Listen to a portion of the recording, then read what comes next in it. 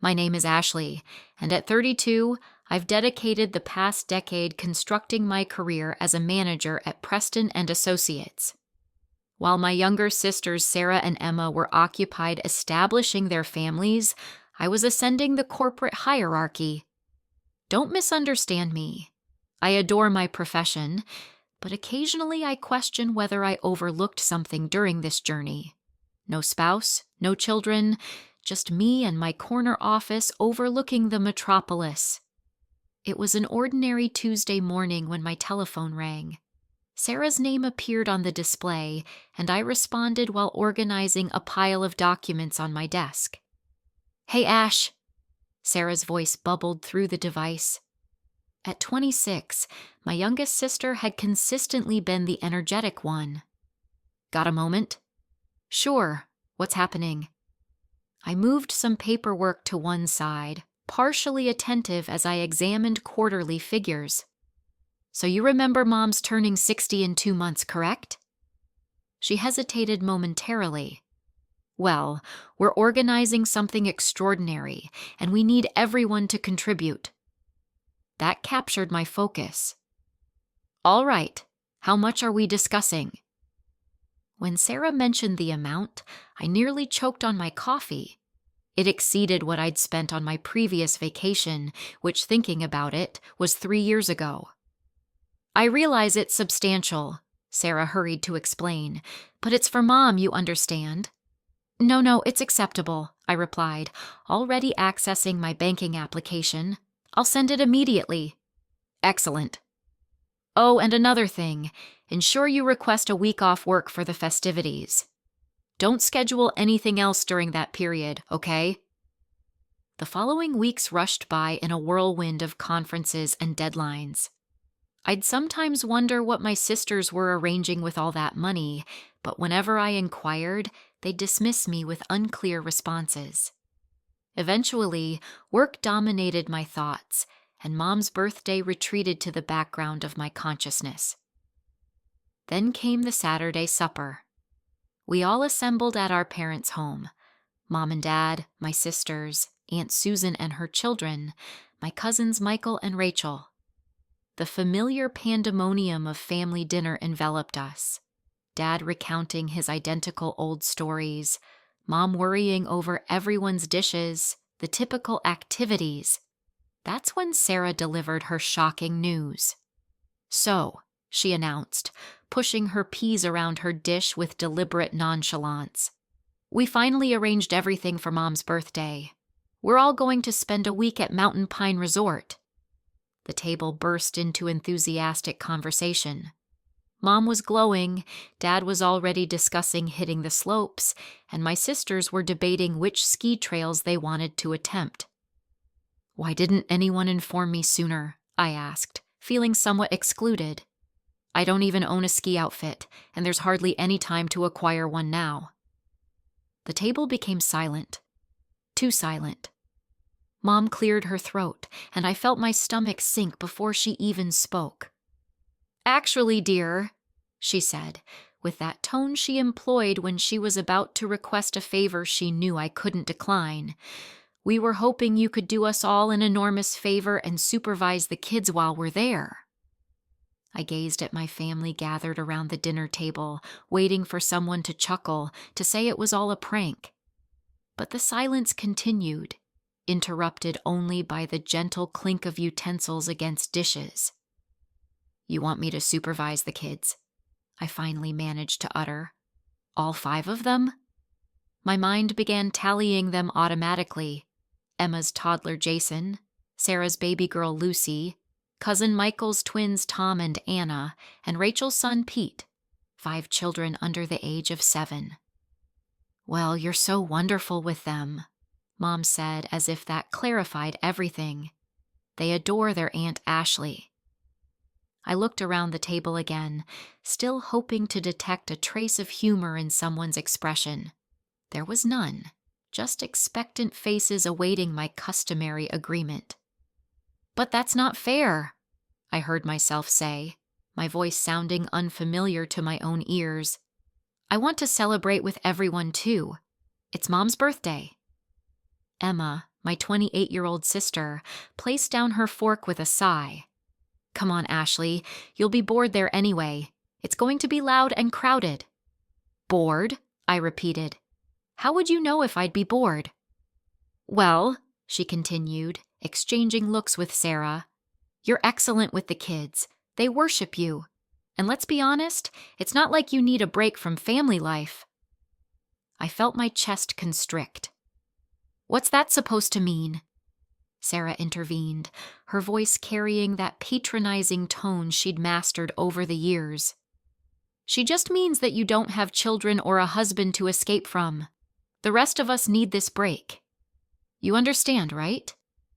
The green beans on my plate became blurry as I blinked back tears. I wouldn't give them the satisfaction of witnessing me weep. Instead, I quietly pushed back my chair and stood up.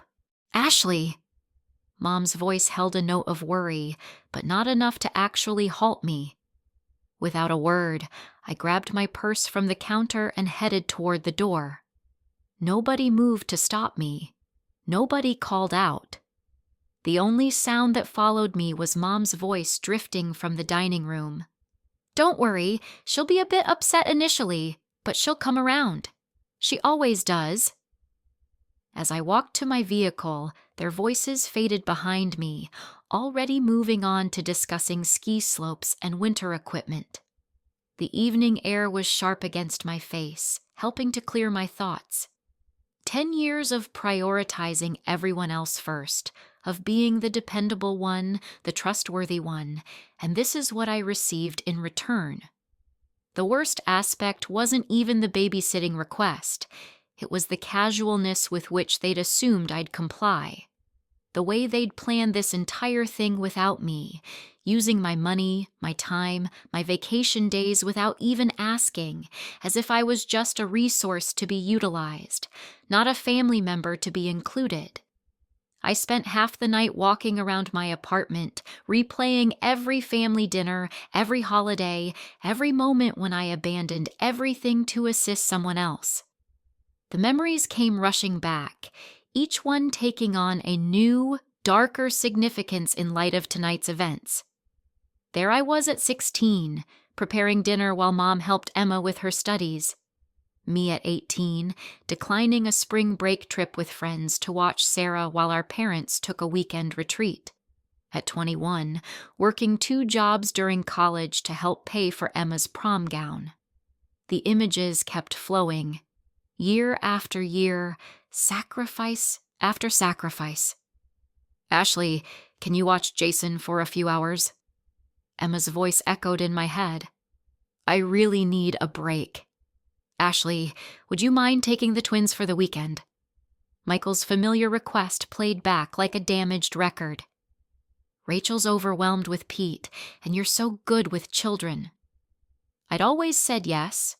Always. Even when I had crucial meetings the next day. Even when I was exhausted from my own work week. I'd taken pride in being the reliable one, the responsible sister, the perfect daughter. I collapsed onto my sofa, the leather cool against my skin. The photo albums on my coffee table caught my attention. Family vacations where I was always the one behind the camera. Holiday gatherings where I was always in the kitchen while everyone else laughed in the living room. When was the last time someone had asked me what I wanted? "It's not like you need a break from family life." Sarah's words kept echoing in my head, as if my life, my career, my choices were somehow less valid because I wasn't married with children. As if all my sacrifices meant nothing because they didn't fit their definition of what mattered. Sleep didn't come easily that night. I tossed and turned, remembering how I'd worked through college on a scholarship, determined not to burden my parents financially. How I'd started my career immediately after graduation, helping to put both my sisters through school. All those late nights at the office, climbing the corporate ladder, sending portions of my salary home to help with family expenses. By morning, I'd made up my mind. I wasn't a confrontational person, never had been. There had to be a way to resolve this peacefully, to make them understand without causing a family rift. So I did what I'd always done when there was a problem. I tried to fix it. I waited until a reasonable hour on Sunday morning before picking up my phone. Mom answered on the third ring. "Hi, Mom," I said, keeping my voice steady. "I've been thinking about the resort trip. Actually, I have a solution. I'll pay for a professional babysitter for all 5 kids. That way everyone can enjoy the celebration together." The silence on the other end of the line stretched for a moment too long. "That won't work, Ashley," Mom finally said, her voice tense. "We can't trust some stranger with the children. They're accustomed to you." "Mom, I want to be part of the celebration too," I tried to explain. "I want to be there for your birthday. I could find a really good babysitter, someone with excellent references." "You know you're not exactly a social butterfly," she cut me off, her voice sharp. "You'd probably be uncomfortable with all the noise and activity anyway. The children will keep you busy, and you enjoy spending time with them. It's perfect for everyone." The click of the call ending echoed in my ear before I could respond.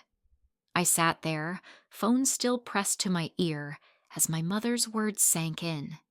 She hadn't even bothered to say goodbye. I was still staring at my phone, processing my mother's abrupt disconnection, when it buzzed again. Sarah's name flashed across the screen. "How dare you?" she hissed before I could even say hello. "Mom just told me about your little suggestion about hiring a babysitter. Are you trying to ruin everything?" I sat up straighter, my sister's hostile tone catching me off guard. "Ruin everything? I'm trying to find a solution that works for everyone." "We already have a solution," Sarah's voice rose. "Everything's planned, Ashley." "Everything. And now you're being completely selfish, trying to change all our arrangements at the last minute." The accusation hit me like a slap. "I'm being selfish?" "Yes, you are." "We've been organizing this for weeks. Everyone's thrilled. The resort is reserved, the activities are arranged, and now you want to throw a wrench in everything because you can't just do this one thing for the family." My hand began trembling. "One thing? Are you serious? You know what? If you ruin this trip for everyone, if you spoil Mom's birthday celebration, don't bother speaking to me again. I mean it, Ashley." The line went dead. I sat there, shocked by my baby sister's ultimatum, when my phone buzzed with incoming messages, this time from Emma. "Family needs to stick together," her first text read. "We all help each other out." Another message appeared. "Remember when I watered your plants last year while you were at that conference?" And another, "You're good with the kids. They love you. Why can't you just forget about being resentful and think about what's best for the family?" My fingers raced across the keyboard as I responded. A real family doesn't take advantage of each other. A real family respects each other's wishes and includes everyone in their plans. A real family doesn't manipulate and guilt-trip each other. I watched the 3 dots appear and disappear several times, but no response came. That's when it struck me. The way they'd requested money without explaining what it was for, the careful way they told me to take time off work without mentioning the resort, the casual way they'd announced their plans at dinner as if everything was already decided. They'd planned this all along. While I was working late nights, while I was babysitting their kids, while I was being the perfect daughter and sister, they were secretly organizing this trip. They'd used my money, arranged my schedule, and planned to dump 5 children on me without so much as a discussion. And now that I wasn't following their script, they were trying every manipulation tactic they could think of, guilt, threats, emotional blackmail, to force me back into the box they'd created for me. Something remarkable happens when you finally see through the haze of manipulation. Suddenly, everything becomes crystal clear. I felt lighter than I had in years. The guilt that had been weighing me down was replaced by something else: determination. I opened my laptop and started searching. Within an hour, I had booked a beachfront hotel in Florida. Nothing too extravagant, but it had a balcony overlooking the ocean and was within walking distance to everything I might need. I even splurged on a first-class plane ticket. After all, I had plenty of money since I wouldn't be skiing. The next few days at work were surprisingly tranquil. My family had stopped calling and texting. They probably thought I was home preparing for a week of childcare, maybe buying extra snacks and planning activities. The thought made me smile as I packed my beach clothes and new swimsuit. Taking a tropical vacation in the middle of winter? My colleague Janet asked when she saw me checking the Florida weather forecast. Sometimes you need to do something unexpected, I replied, surprised by how good it felt to say those words out loud. The morning of my flight, I took one last look around my apartment. I'd cleaned everything meticulously, force of habit, I suppose. The empty refrigerator, the properly secured windows, everything in perfect order, just like always. Except this time, I wouldn't be here to answer any desperate phone calls for babysitting. As the plane took off, I switched off my phone and tucked it into my bag. No social media, no email, no family drama. Just me, the beach, and a whole week of freedom. The Florida air hit me like a warm embrace when I stepped out of the airport. Palm trees swayed in the breeze, and I could smell the salt from the ocean even from here. My hotel room was even better than the pictures. The balcony offered a perfect view of the endless blue horizon, and I could hear the waves crashing against the shore. That first afternoon, I walked barefoot on the beach, letting the warm sand squeeze between my toes. When was the last time I'd done something like this? When was the last time I'd done anything just for me?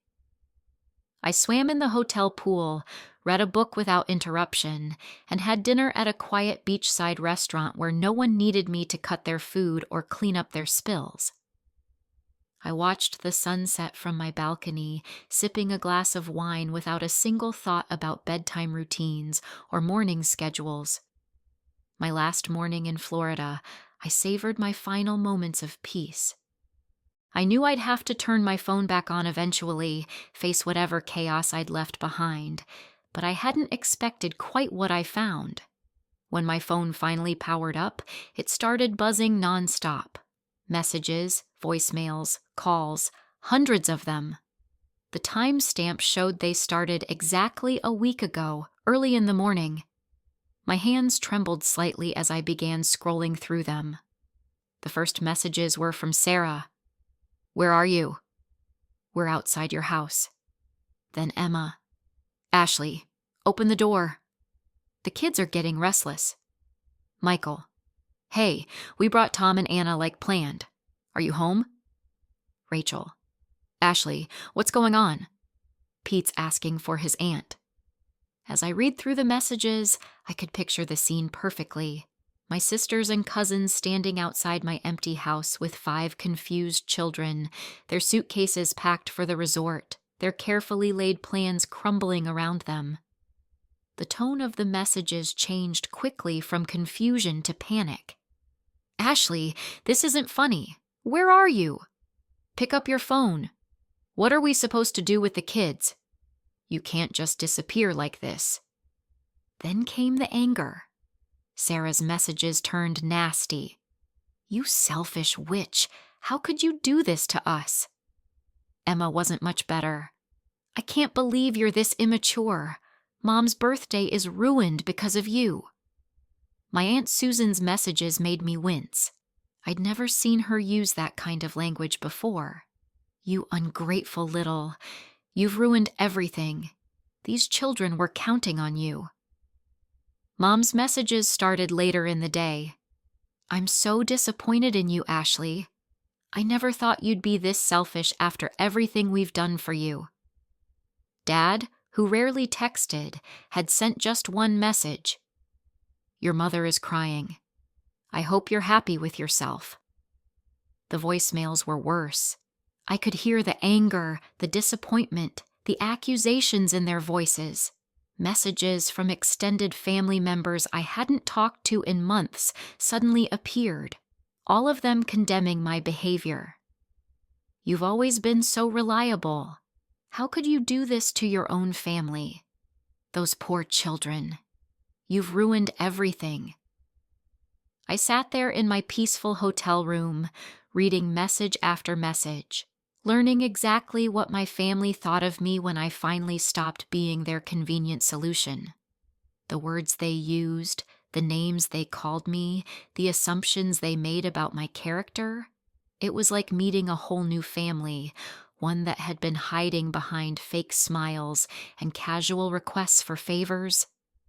Without responding to any of them, I packed my bags and headed to the airport. It was time to go home.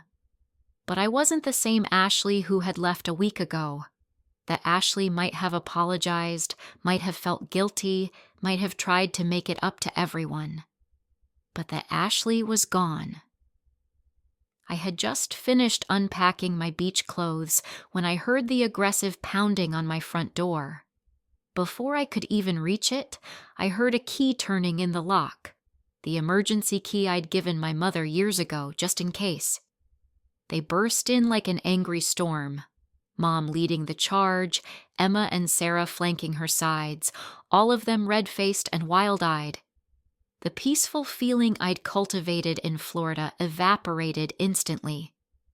"Do you have any idea what you've done?" Sarah screamed, stepping forward. "You ruined everything! Everything!" I stood my ground, watching them unleash their fury in my living room.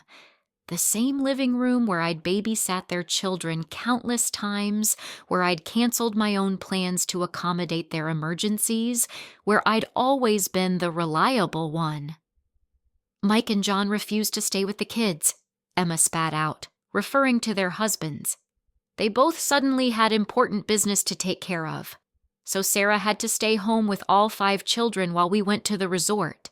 She missed Mom's birthday because of you." "The whole trip was ruined," Mom added, her voice rising. "Nobody could enjoy themselves. All we did was talk about how you betrayed us, how you let everyone down. Your father couldn't even ski properly. He was so upset."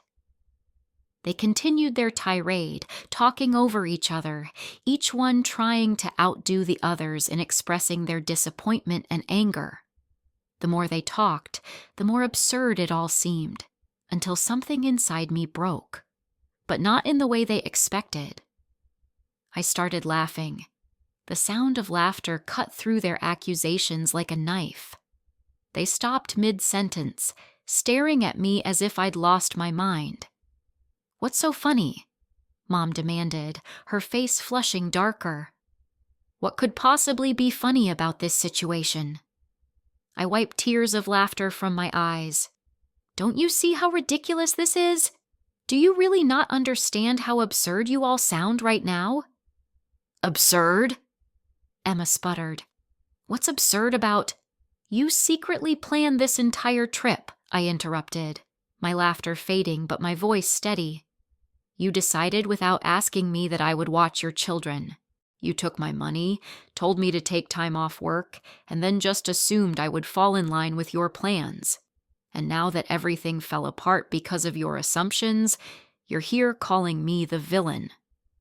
"But you've always helped before," Mom said, her voice smaller now, confused. "You've never said no." "And that's exactly the problem," I cut in. "Because I always helped, you started taking advantage of me. You stopped seeing me as a daughter or a sister and started seeing me as free child care. You stopped considering my feelings, my plans, my life." "That's not true," Sarah protested, but her voice lacked conviction. "Really?" I raised an eyebrow. "Then why didn't you include me in the planning?" Why didn't you ask me if I wanted to go to the resort? Why did you just assume I'd be happy to stay behind with 5 children while everyone else celebrated? I watched their faces, hoping to see some recognition, some understanding of how they'd treated me. Instead, I saw their expressions harden. "You're being selfish," Mom said, her voice cold. "You've ruined my birthday. You've hurt your sisters. You've disappointed the children. This isn't how I raised you." I felt the last thread of hope snap. "No, Mom. You're the ones being selfish. This whole situation is your fault, not mine." Mom drew herself up to her full height, her face like stone. "If that's how you feel, then perhaps I don't have a daughter named Ashley anymore." "If that's what you want, Mom," I said quietly, "then so be it." It's been 6 weeks since that final confrontation in my living room. 6 weeks of silence broken only by the occasional notification when one of my family members makes another thinly veiled post on social media. "Some people only think about themselves," Mom wrote last week, followed by a dozen sympathetic comments from relatives and family friends who only know her version of the story.